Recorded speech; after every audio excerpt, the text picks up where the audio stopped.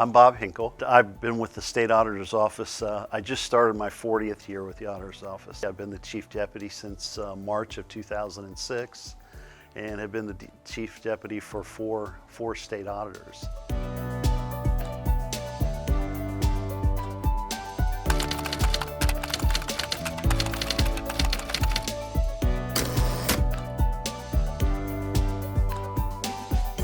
The tax budget for governments, that's the budget that is adopted approximately mid-year. It's governed by Revised Code Chapter 5705. What it establishes is the anticipated following fiscal period, whether that be a calendar year or a fiscal year, the anticipated revenues, anticipated expenditures by fund, so that that information can be shared with the Budget Commission at the county level. The Budget Commission has a responsibility to establish the tax rates and levies, and that tax budget is the start of the budgetary process for each of the local governments in Ohio that are required to have a tax budget. Primarily, there's the general fund, which is the operating fund for those governments, but there's also requirements to adopt the budget for special levies, for special funds, permanent improvements, for debt service requirements. So those would also be included in that tax budget. If they have a utility operation, some governments would have a water or a sewer operation, those also would be included. While they're not levy driven, they also are required to be included in that tax budget for the Budget Commission to do their work.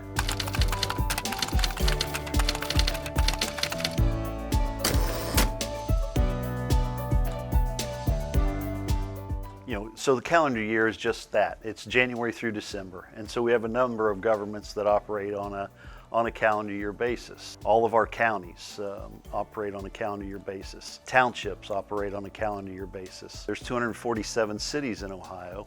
246 of those cities operate on a calendar year basis. The city of Cincinnati is the only one that does not. They operate on a fiscal year. The school districts, the state of Ohio, operate on what we refer to as a fiscal year, which would be a July 1 through June 30th period. So when it comes to the tax budget, if you're on a calendar year operation, you're going to adopt that budget in July 15, and it has to be reported to the county by July 20th. If you're on a fiscal year, then you're going to be adopting that budget in January and reporting it to the Budget Commission on that cycle.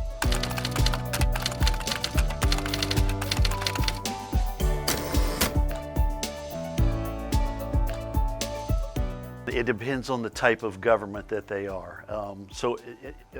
Let's talk about it. Use a municipality or a city, for example. A city's going to have a number of departments, and so those departments are the starting point of that budgetary process.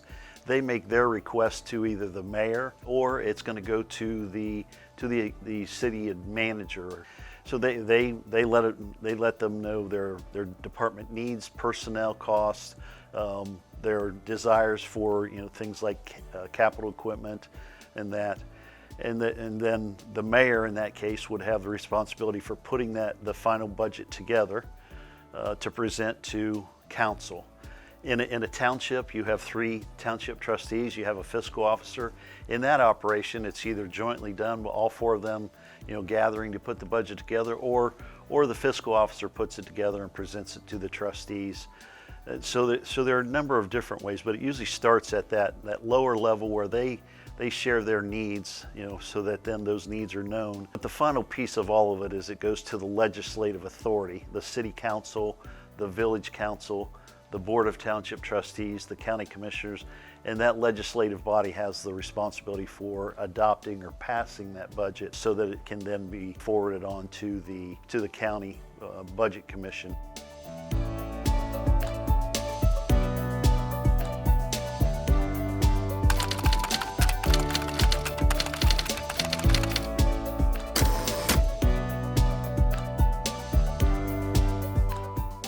The most important thing they do is make sure all the assets are there and safeguarded. And what's that mean? Make sure all the cash that should be there is there. make sure all the the assets of the township are safeguarded and are properly inventoried and reported. They are the first line of the internal controls. The most important internal control that they can put in place is a reconciliation over those finance operations to make sure that, again, everything that should be recorded is recorded and properly safeguarded through those control procedures.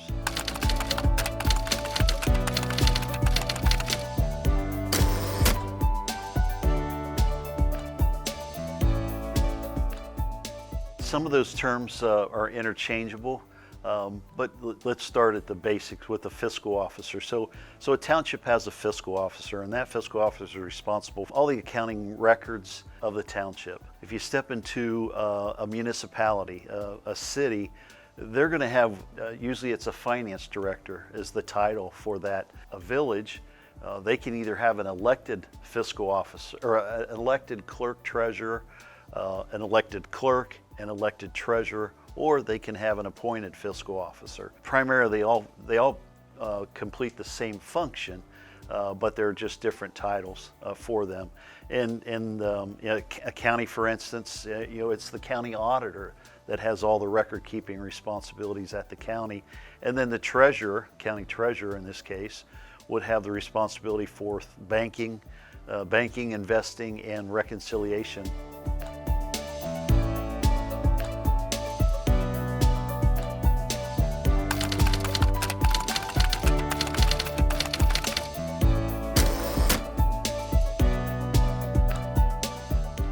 In talking about audits is first identifying what type of financial operation and what kind of financial reporting does the entity complete.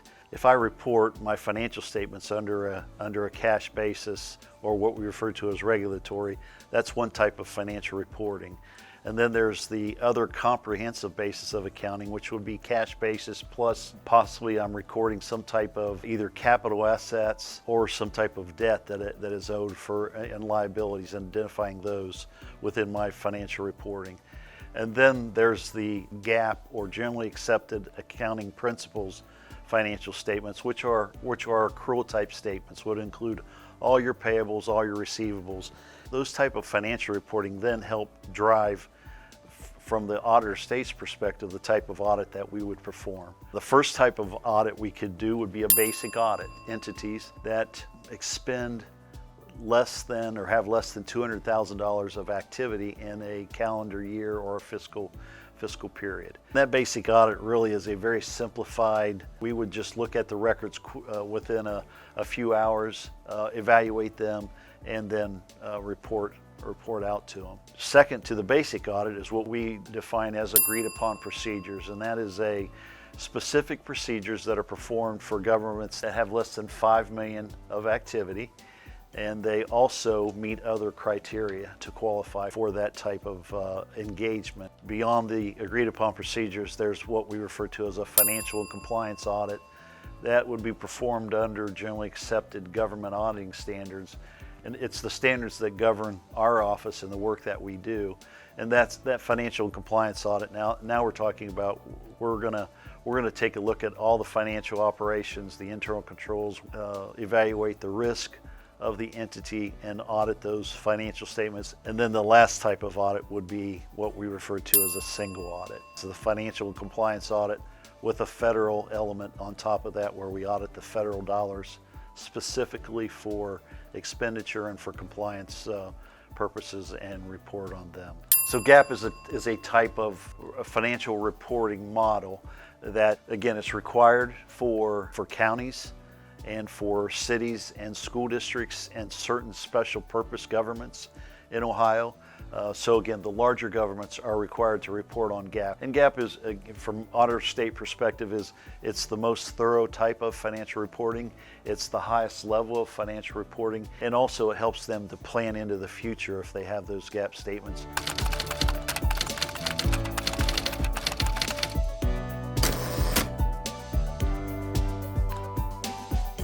If we perform a basic audit on that small local government, at the end of that engagement, which sometimes is just, and a lot of times is just one day long, they'll receive a letter from the office of the results of that audit. Really straightforward as far as, what did we identify, and what do they need. If they need to make some changes going forward, we'd let them know that in that letter. If we complete an agreed upon procedures engagement, there we're going in and we're testing specific transactions, and we're reporting on those specific transactions, or we're testing specific compliance requirements and reporting on those specific compliance requirements. An example would be, we may test every financial transaction that's over $20,000, and then we report on those, whether they were in compliance with compliance elements that applied to that type of an expenditure. As we move into a financial and compliance audit, now we're looking at the financial operations and the entire financial statements, and we'd issue an opinion on those financial statements in most cases. So that financial opinion would, can be one of four types of an opinion. It could be a clean opinion, which we would refer to as unmodified. In other words, in that case, we didn't find any elements of the financial statements that we took exception to. If we do that work and we find something, that's for instance, let's say we find that the capital assets are not properly reported, then we would be referred to as a modified opinion, where we would say, except for this one area, everything's fairly presented and fairly stated within the financial statements, but the capital assets had this element of, that weren't properly reported. The third type of an opinion would be a disclaimer, and that would be, we are saying we can't issue an opinion because we don't have enough information. And then the last type of an opinion would be an adverse opinion, which means that the financial statements as prepared do not represent the activity of the government. We have an opinion on the financial statements, we have a report on internal control and compliance, and then we have a report on the internal control and compliance of the federal programs.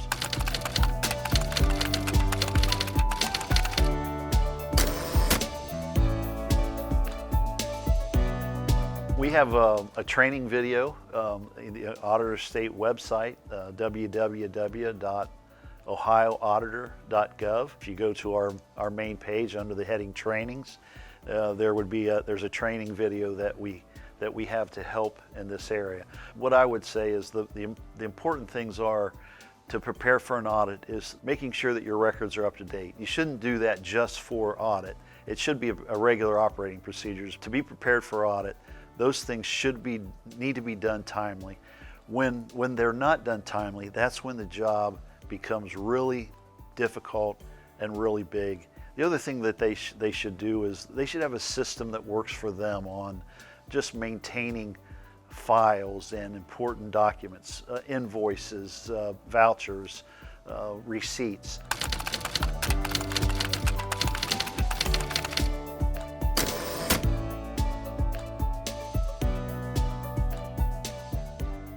We refer to it as the fiscal caution, fiscal watch, and fiscal emergency are the three levels of fiscal distress in Ohio. The fiscal caution is if a government is, and a school district, if they have a deficit that's more than 2% of their general fund revenues, we're going to take a look at them to see if they need to be put in fiscal caution. The next step beyond fiscal caution is fiscal watch. It's the 1/12 rule. If their general fund has a deficit of 1/12 of their revenues, and this applies to a school district also, then they could be determined to be in fiscal watch. So that 1/12 equates to a little bit above 8%. Third level of fiscal distress in Ohio is fiscal emergency. The criteria to get there is a general fund balance that has a deficit of 1/6 of the revenues, so about between 16 and 17%. And the Auditor State's office has a responsibility for placing either a local government or a school district in fiscal emergency. There's a fiscal commission that's put in place to assist that government in getting out and put together a plan to get out of the fiscal emergency. The auditor's office, we are the financial supervisor in those cases to assist the commission as they do their work.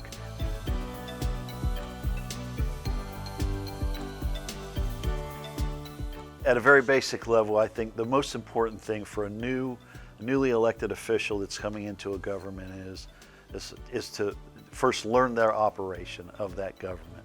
You don't have to know all the terms and that, but what you need to know is the operations, and then evaluate, do we have the proper control structure in place that allows us to operate? Is there a process of reconciliation, and is that reported out to someone? So if I'm a newly elected board member, what type of reporting am I getting from the finance office or the fiscal officer so that I know where my government stands? Is my government doing what it's supposed to be doing? Are we serving the citizens, whether that be the citizens of our county or the citizens of our township or our city?